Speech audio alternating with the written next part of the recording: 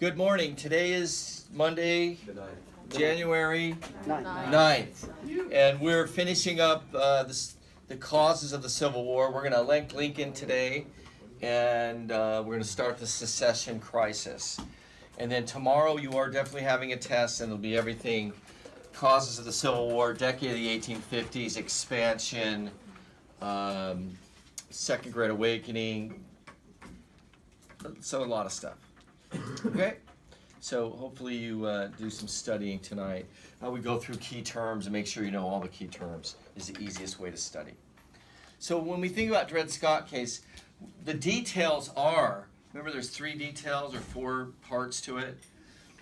Number 1, Scott was a slave and therefore had no legal standing. He was not a citizen or could ever be a citizen. That's a pretty big deal. Second, being in a free territory does not make you free. Third, slaves are property. The Fourth Amendment protects property rights of Americans. So essentially saying, if you have your property and you take it into another state, it is still your property unless you have a court order called due process to confiscate your property. That's for all types of property. Slaves are another type of property. The significance that I think, so what is the significance of this? Yeah. Expanded slave owner rights? Slave owner rights are reinforced. I don't know if he clarifies more, so yes, maybe it's expansion. But for sure he says the Constitution protects slavery, period. And you can't exclude it. It seemingly says you can take slaves in all the states, right? Did the Southerners take slaves in all the states? They immediately go, I'm going to Maine and I'm bringing my slaves. No. They're not, crazy like that. So the Southerners, when their response was, whatever. We knew that already. Okay? They are not really overly energized by it. The North goes nuts. The North goes nuts over Dred Scott. Yeah. Also, it shows how the South used documents like the Declaration and Constitution at their advantage. Like the North said that in the Declaration, it says that free men or all men are created equal. But then the South said the Constitution pertains to their ideas, and how Lincoln said that people viewed the Constitution differently. Yes. The significant. What do we got? A problem here? What'd you draw? A cap. Thank you. What is it? Oh. Anyway, but for our purposes, I want you to think of, well, how do abolitionists see the Dred Scott decision? They are outraged. How non-expansionist people see it? They are outraged, moving more conservative, more radical. Even the guys who are, no, we don't care really much about slavery, are upset. Wow, this is a big change. So they're going to be more conservative attitudes. Those are the significance for Dred Scott. It's really important for that tension issue. When would you say would be the first instant that the don't cares started going more towards the Kansas-Nebraska Act? Okay, that's when they started. They start, yeah. So 1854, you're getting a shift.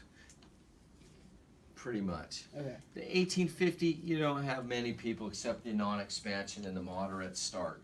But by this time, the don't cares are a little bit more aggressive. Okay, so 1854. Yeah, at least, yeah. So Lincoln and the Dred Scott decision, and I want to show you this part here. He says, we know the court that made it has often overruled its own decisions, and we shall do whatever we can to have it overrule this one. Each public functionary must support the Constitution as he understands it. So I think we ended with this yesterday. What are the 2 ways to overturn a Supreme Court decision? Another court. Another decision. What?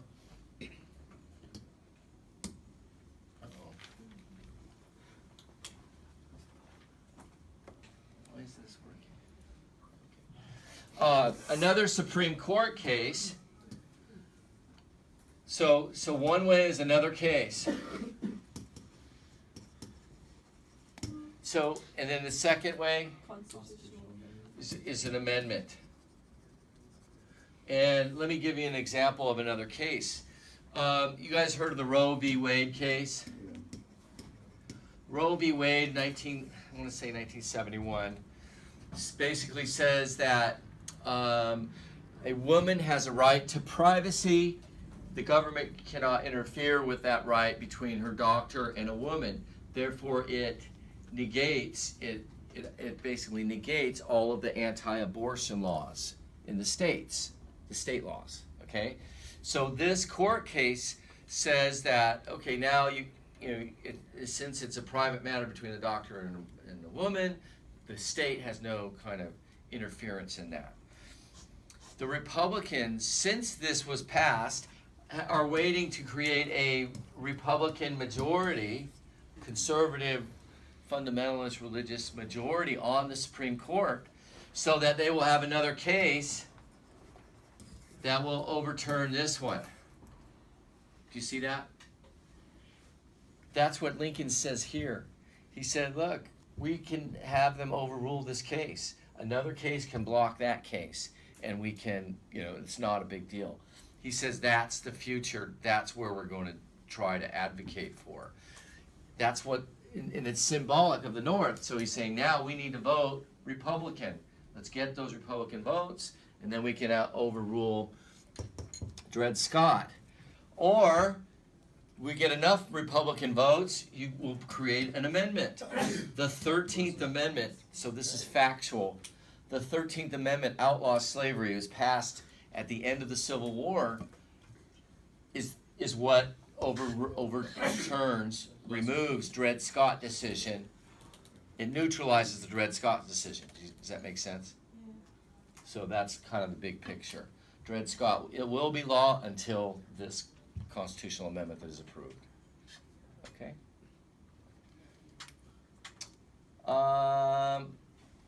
I put this on there because Lincoln was known in this era as being extremely ugly, or homely, I think it's kind of true.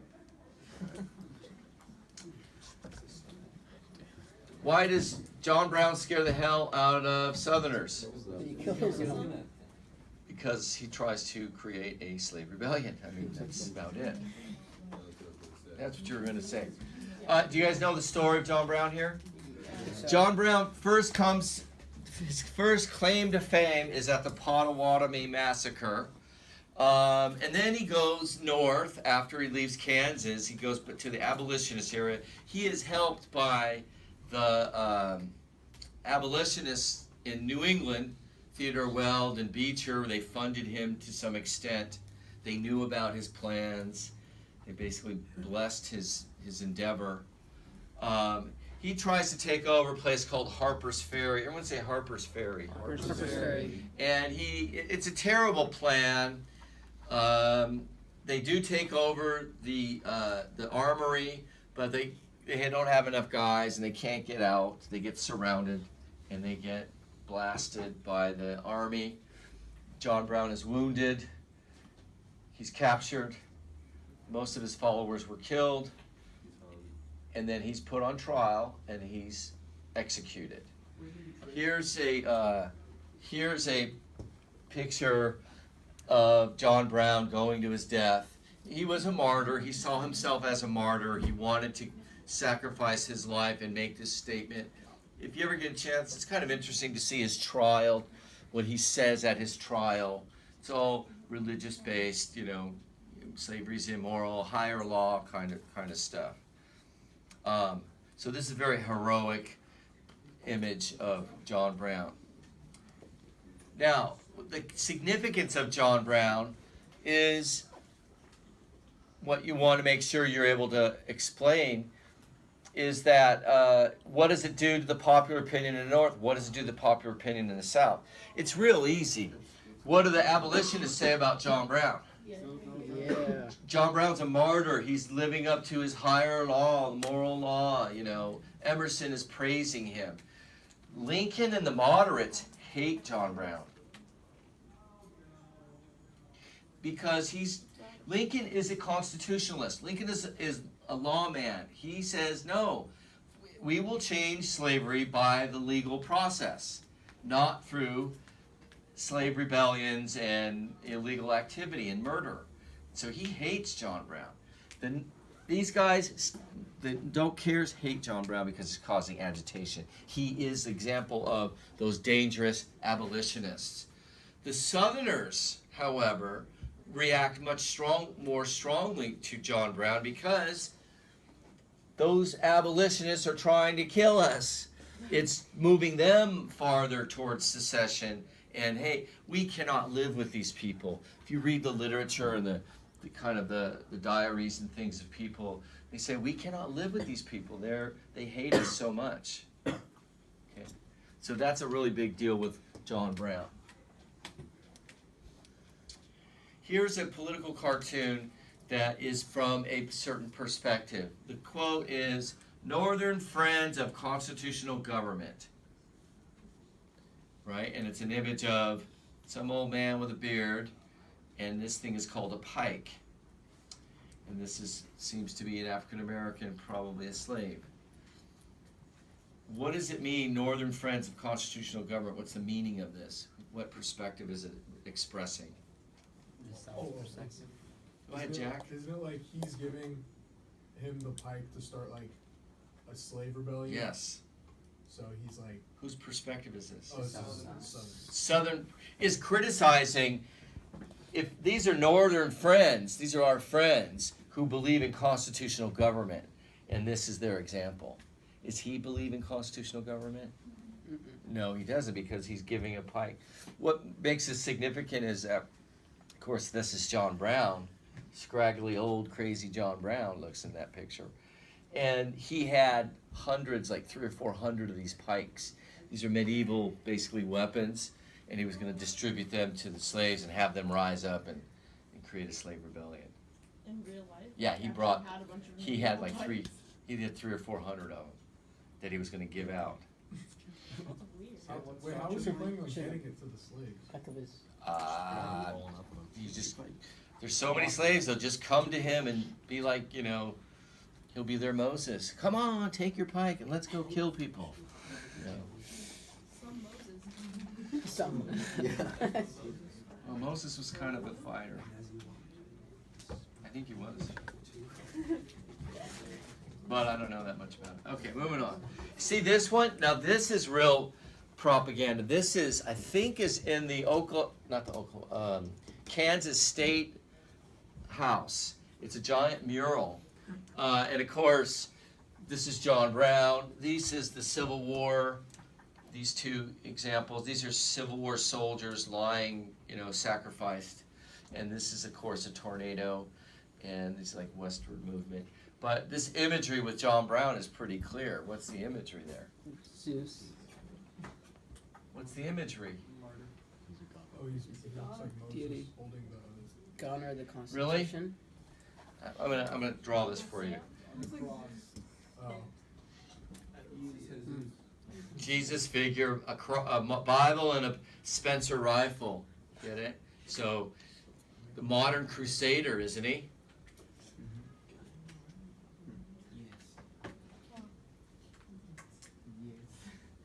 John Brown. Crazy John Brown. Do you want to see some quotes from Lincoln about slavery? Because I want to share a couple from the readings that you didn't do. That I just collected a few ideas from him.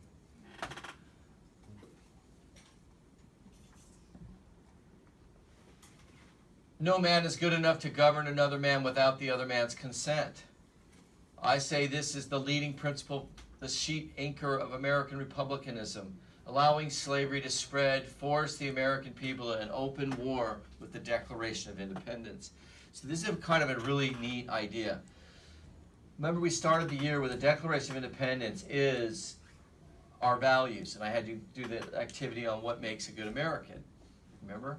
Yeah. You all said, people who cooperate, who pay their taxes, who treat people fairly and equally, who don't discriminate, all the best positive things that Americans stand for. You guys know those things, right? But you can trace it all back to the Declaration of Independence. That's our ideals, aren't they? That's what we kind of found, that they say life, liberty, all men are created equal with unalienable rights such as life, liberty, and the pursuit of happiness, right? LURPS, liberty, equality, rights, and popular sovereignty, remember? That's all in the Declaration of Independence. And the way we've seen some people analyze American history, they say that, yeah, it's a path to living up to our values, right? LURPS expanded. And that's kind of the history of America. You can look at it politically and say, yeah, here's where it's expansion, here's where it's denied, but here's expansion. The progress of the 19th and 20th century has been an expansion of LURPS. Remember? It's not perfect. Still today, there are people that don't have total LURPS, right? There's room for more rights and more equality. I think do you agree with that? Yeah. I think you can agree with that. Like, we're having, gay rights issues and women's rights issues, and even African Americans still are living under, some really harsh conditions compared to other people in our society. So it's kind of an evolution. And that's kind of what he is saying. He says what the Declaration of Independence is our moral standard. That's what we really believe. Even though we didn't practice it at that time, it eventually will occur. And that's the way Lincoln sees the Declaration of Independence. That these are the values, the minimum standard, and we should start living up to that better. In his time is what he's arguing for. We'll see another quote here. Lincoln slavery rejecting Kansas. This one, I think we talked about this, remember? Where he says, if we were in their shoes, we wouldn't know how to end slavery. So that, again, shows that other side to him that says, look, I understand this is complicated. And they are in a tough position. We have to be empathetic with the Southerners. But we still must stand with our values, which is slavery is wrong and we need to stop its spread and eventually it will disappear. That's his message. He's a moderate. Let's look at one more thing. Here it is. Fun fact about the Know Nothing Party. I like this one because it really has resonance today. Lincoln had nothing but disdain for the discriminatory beliefs of the Know-Nothings. Quote, how can anyone who abhors the oppression of Negroes be in favor of degrading classes of white people? Our progress in degeneracy appears to be pretty rapid. As a nation, we began by declaring all men are created equal. We now practically read it, all men are created equal except Negroes. When the Know-Nothings get control, it will read all men are created equal except Negroes and foreigners and Catholics. When it comes to this, I should prefer to immigrating to some country where they make no pretense of loving liberty, to Russia, for instance. As I'm reading this, just going, wow, this relates to a lot of what we're dealing with today. The nativist attitude is, Trump is a nativist president. He's anti-immigrant completely, or at least to his rhetoric is. Banning Muslims now is going to be the big thing, or rounding up and deporting people.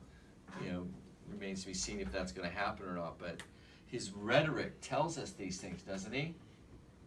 Do you see the connections? And then you throw a Russian reference to Russia is a land of intolerance, and this was during the empire.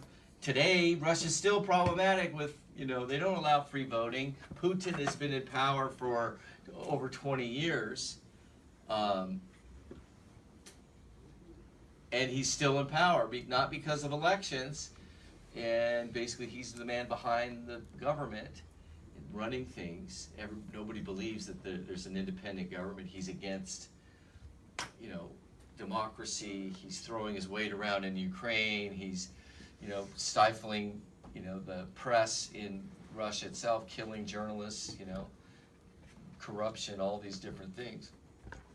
And yet we have a president who has secret ties, business ties. You know, when you think about this thing with the hacking, right? There's no question that Russia was involved in undermining Hillary Clinton's campaign. No question at all. What is the question I think you should be asking is why? Why would our traditional enemy, Russia, want to undermine one candidate in favor of another? You probably know why. Why would someone want to do that? Personal. Wait, what do you mean hacking? Yeah, what exactly is Russia being like accused of? They got information from the Democrats, secret, that discredited them, and the stuff with Bernie, that they were trying to undermine Bernie at the highest level. They got her Hillary's campaign manager had all these emails trying to thwart Bernie. They hacked it. They got that information. The Russian government, basically, the Russian government gives it to WikiLeaks, and Trump uses all that information in his speeches and his to criticize Hillary, right? So, I mean, we've done that too. It's not unheard of doing it, but to have a presidential candidate say, "Yeah, Russia, keep doing it. Give me that information." Clearly, the Russians wanted Trump to win. Now, I'm not saying they had made a significant reason why Trump won. I'm not suggesting that. I think Hillary had a lot of baggage, the Electoral College, and they had so many voters, etc.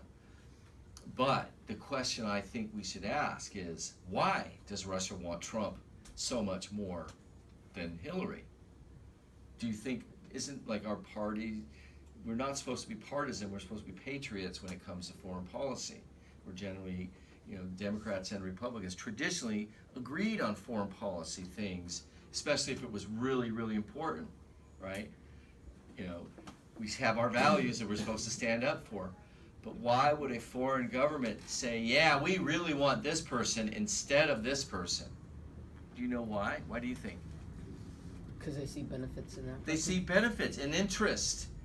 So, Putin, who's not known for being a lover of democracy, who's accused of all these horrible things and pushing his weight around in Eastern Europe like Ukraine and Crimea, he is not a good guy. He is not on the side of America, but he's on the side of Trump for one reason. He's going to expect benefits out of he's going to expect more freedom or more opportunity compared to what Hillary was going to be tougher on the Russians. Do you see that? So you have to ask yourself, well, what is it about Trump that the Russians are expecting to get? What is the benefit for the Russians? That remains to be seen, right? And it's something that is concerning to a lot of people. Anyways, all right. So anyway, that reminded me of that. Question, comment, go ahead. No.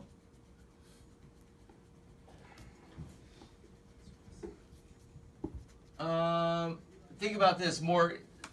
I have two more. Let's just go for this one. All right, let's do this. Lincoln's view of slavery and Declaration of Independence. Lincoln's goal was to rekindle those very beacons, constantly affirming the revolutionary promises made in the Declaration. When the authors of the Declaration spoke of equality, Lincoln insisted, they did not mean to assert the obvious untruth that all were then actually enjoying that equality. He said at the time of writing the Declaration of Independence, Jefferson and others are arguing that all men are created equal. What did they mean by that? And he says, well, they weren't thinking of race, they weren't thinking of blacks, they were thinking of a standard, a minimum standard.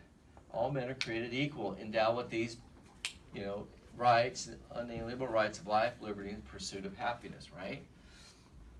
He says they meant to set up a maxim for a free society, which should be familiar to all and reviewed by all, constantly looked to, constantly labored for, and even though never perfectly attained, constantly approximated, and thereby constantly spreading and deepening its influence and augmenting the happiness and value of life to all people of all colors everywhere. So he says, Jefferson knows the freedom and the equality is not for everyone at that time, but it should be. It is something that we're going to work towards. And Lincoln is echoing it. And so in that time, it's not conceivable to do anything at that time. But it's something we should work towards. He says in his time, they are not my equal, but they have a right to be free and not be owned. Get it? The minimum human rights, basically, standard of freedom. Do you see? So it's a kind of the stepping stones to LERPs. Remember we started with that? That's his attitude. We're in an evolution. There's no pure equality now, but that's something we need to work towards. Anyway, I think that's pretty clear of what he means from his words.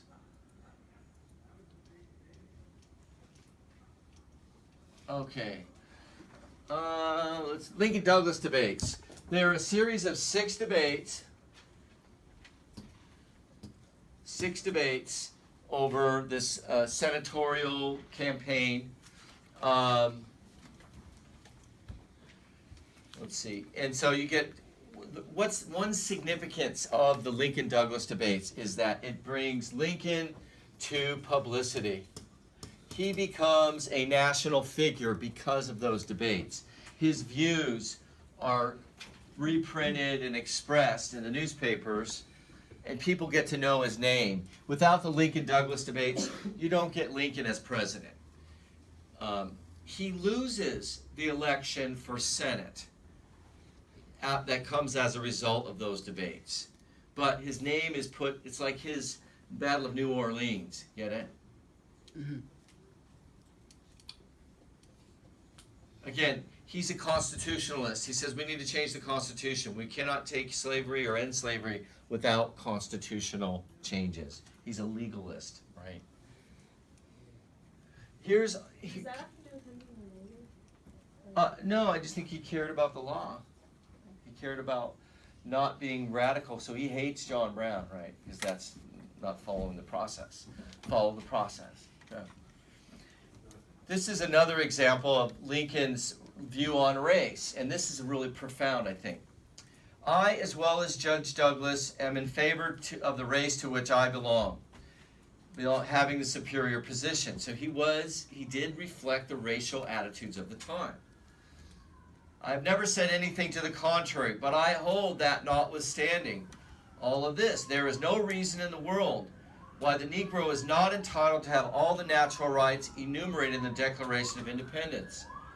The right to life, liberty, and pursuit of happiness. I hold that he is as much entitled to those rights as the white man.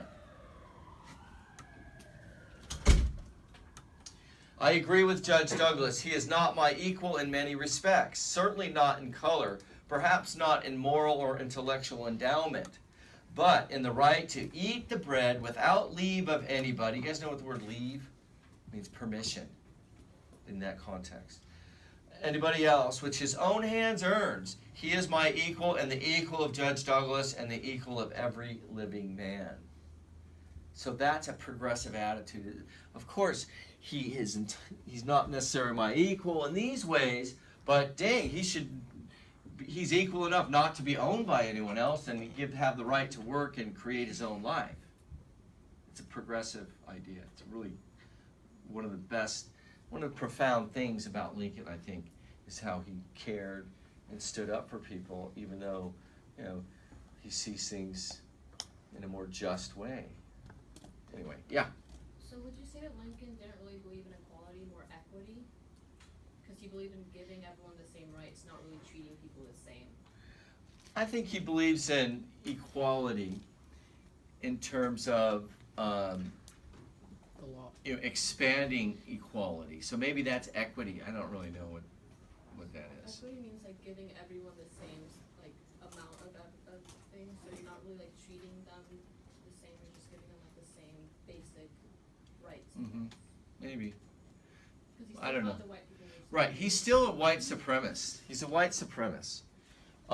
But he's got a conscience and he's got a, I think that's kind of profound, to go against your context, to say, yeah, I still have some of these attitudes, but you know, this is wrong and I'm stepping forward for these ideas. You know, as we are going to live in this era of Trump, do you ever heard the term, the fox is guarding the hen house? Yeah. Do you know what that means? It means someone who has this nature, this traditional behavior, is involved with preserving and protecting certain groups. Can you trust a fox to watch the hen house? Until the fox gets hungry and eats the chickens, right? And that's kind of what a lot of people are feeling with Trump, is that he has all these shady business dealings that really he's not disclosed. He has all this crazy rhetoric. He's even got this connection with Russia that's kind of weird. Who is to double check him? Who can we trust to double check Trump? Check it out. Who are supposed to be? The Congress, the Senate. The Senate is supposed to be a check on the, you know, the abuse of power. Do you think the Senate is going to do anything? Some of them, John McCain and a guy named Lindsey Graham, are Republicans, are standing up saying, well, we gotta watch this Russian thing. What's the deal with Russia? But other than that, they're really not doing much. Are they gonna criticize any of his cabinet officials? Probably not. And those guys are all Wall Street, and some of them have really strong ties with business with Russia and things. So who will protect the American people? What if it turns out Trump is all these horrible things? Will the Congress, will Senate be able to do something, or are they just going to be, okay, we'll give him a chance and we'll forgive and not worry about it? It's supposed to be Congress. Hopefully there are people in Congress who have scruples, kind of like Lincoln, to say, yeah, but even though it's my party, these are wrong, these things are wrong.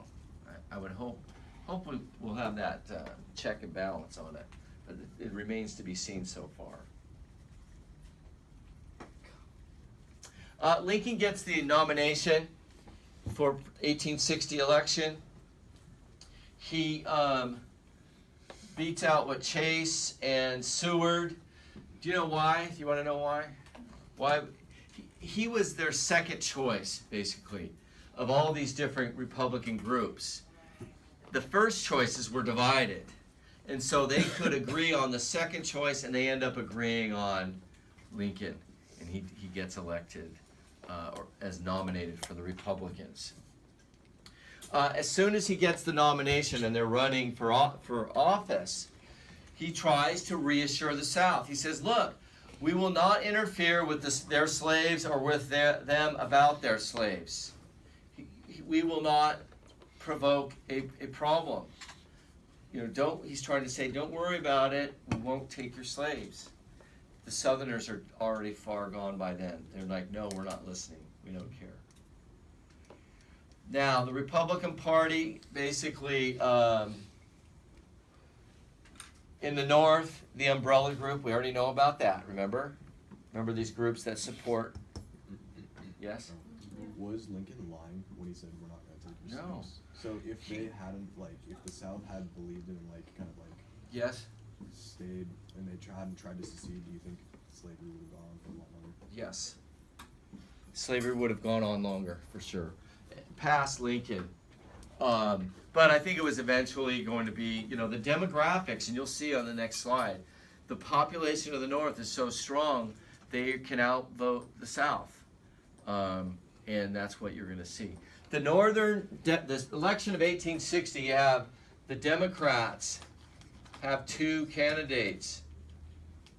They have two candidates, one from the North, a guy named Douglas, and one from the South, Breckinridge. Basically, the Southerners leave. Douglas wins the national Democratic platform or ticket in the convention. But the Southerners say, no, we don't accept it. We don't like Douglas. And they walk out and they form a third party, the Southern Democrats. Now, this is part of our thesis, okay? All of these things caused the North to move to a more extreme and mobilizes the Republicans to support Lincoln. Dred Scott decision, fighting in Kansas, Kansas-Nebraska Act, Compromise of 1850, specifically the Fugitive Slave Act. All of these things together mobilize that northern attitude to say, we want to control slavery. We want to limit slavery. And they vote Republican. Here's the electoral results. And if you count up all these electoral votes here, 180 electoral votes, right? If you add up all of this Democrat electoral votes, it's 70, 110, 122. Lincoln's not even on the ballot here in the Democrat states down here that we're voting for Breckinridge. And Douglas only wins one, see? So the demographics are telling you what? It's a split union. The North wins the Electoral College. But look at the popular vote, 1.3 and 800 and 590. These guys, if you add up all the votes in all of these states, it's a majority of anti-Lincoln votes, isn't it? It's 2 million. It's 1.3 plus 8. That's 2,100,000. That's 2,600,000. 2,700,000 votes were against Lincoln. Right? So he wins with a minority of the popular vote. If you were to add up all the opposition against him, they would win if they would have stayed probably a united party. But it depends on, the numbers here. But it looks like the Republicans will dominate the North. And they do, by the way, for the rest of the 19th century. The Republicans dominate Congress and the executive branch. There's only two presidents after 1860, Grover Cleveland, and Grover Cleveland wins twice as a Democrat for president. Okay? So the handwriting is on the wall.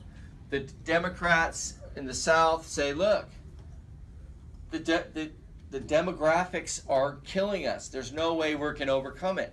The worst fear of John C. Calhoun has been attained. And the fear is the South is an inferior partner in the Union. The South is going to be dictated to. It's only a matter of time before you get more free states coming in the Union, and then eventually a constitutional amendment is approved. It's just a matter of time. If it's not, look at the congressional powers, 105 to 43. Something that Democrats today have to look at because it's kind of like the same. It's like you have 31 to 10 in the Senate. Who's going to dominate any law? So you got, remember, executive, Senate and House, and then what's the only thing left is the judicial branch. So this is Republican, this is Republican, and this was Democrat in 1860. That's just a matter of time before the Republicans win. Look at this one, 102 to 75, 36 to 9 in the Senate. So who's going to pass any law they want? Or the Republicans. It's kind of like the Republicans, you got Trump, you got the Senate and the House, and you will get the Supreme Court. So we're heading into at least 4 years, or at least 2 years of Republican domination in the federal government. And so the question is, what are they going to do? We can guess. That's what the 20th century is about. Based on the history of the 20th century, we can guess what's going to happen with Trump. It's going to be anti-immigrant, pro-business, cutting taxes, cutting services, probably getting into a war. Those are all, what are you laughing at? You don't think those things happen? What? Oh, I'm just. You're laughing at something else. Yeah. You don't think those things are, I don't know. I don't That's see kind of a why you're problem here. With cutting taxes or pro-business. Okay, well, you don't see a problem cutting Obamacare either. Probably 20 million people, kick them off, make them go to the emergency room instead.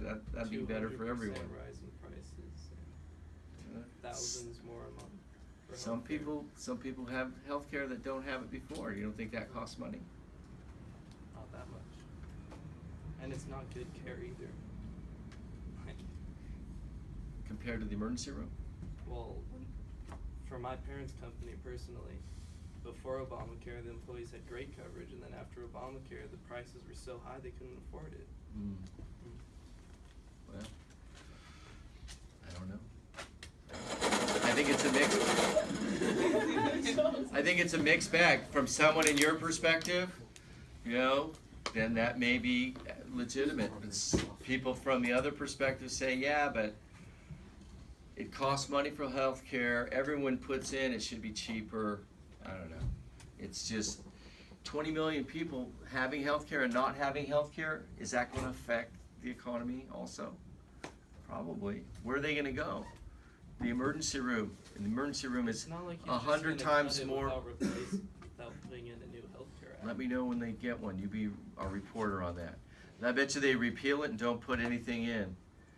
They're going to repeal it, and it'll take a year or two for it to phase out, and then we'll see what they come up with. See if you like it better. So the Democratic and GOP are the same, are the modern parties of today, right? Yeah, So, like, when in history did 1900. Did the values shift? right here with him. That's what we do. Second semester is about the ideological shift, and that's the story of the 19th century. And the sooner you get it, you know, you already know a bunch of it, but we just show you, fill in the details. No, December 1860, the first state, South Carolina, not a surprise, secedes from the Union. All of these states secede from the Union before Lincoln even takes the oath of office. President Buchanan, who is considered one of the worst presidents in American history, because he does nothing about it. He doesn't send the army. He kind of tries to placate the South and saying, look, Lincoln can't do anything. Don't worry about it. You know, don't overreact. But they leave and form the Confederacy before Lincoln even shows up. Can you go back one? Sure can. Northern Democrats complain. Here's another quote for Lincoln. He said, each and all the states will be left in as complete control of their own affairs respectively, and as perfect liberty to choose, employ their own means of preserving and protecting their property, and preserving peace and order. They will try to, say, appease the South. Everything will be okay. Put your phone away. Oh, it just turned on. I understand. Put it away. That way, put it away, please. That way you don't have to worry about it. So he tries to appease the South. Look, your slaves are protected. Doesn't work. They try one more compromise called the Crittenden Compromise. It basically says, let's extend that Missouri line. See this Missouri line right here? All the way to California. Let's bring back the Missouri Compromise, etc. The end result is no. Lincoln says no to this compromise. We're not going to deal with expanding slavery. Lincoln says, no compromise on the issue of expansion of slavery. Let there be no compromise on the question of extending slavery. There is no possible compromise upon it. Hold firm. I will be inflexible on the territorial question. I am for fighting again, and that is it. Southerners were correct that he intended to reverse slavery in the territories. So he's going to work towards stopping the expansion of slavery. The federal government could not take slaves from the states. They don't have the power. Federal government can only pass constitutional amendment or a court case, right? So there was no immediate threat to the slaves in the South. But the South mentality is, Lincoln's an abolitionist, let's leave the Union now while we're strong. And they think they're gonna have an independent country. That's what they wanted to do. Last thing, and then we'll take questions. Let's move on. No compromise. The mountain people. Part of Virginia, the northern part of Virginia is today known as West Virginia, was a state at the beginning of the Civil War. The people in the northern part of Virginia, in the mountainous part of Virginia, supported the Union and will stay loyal to the Union. They didn't have slaves. They didn't like slaves. They're from the mountainous area, etc. So during the war, West Virginia, a new state, will be created out of Virginia. And who are the people? They're known as the mountain people, who are anti-slavery in Virginia. Okay? That's the last slide. You have to know, what's that thing called? Fort Sumter. Make sure you get Fort Sumter for your, on your own. Why do we have a fight at Fort Sumter? Okay? That's when this war starts. And then that's the last slide. Good luck on the test. You can turn it off now.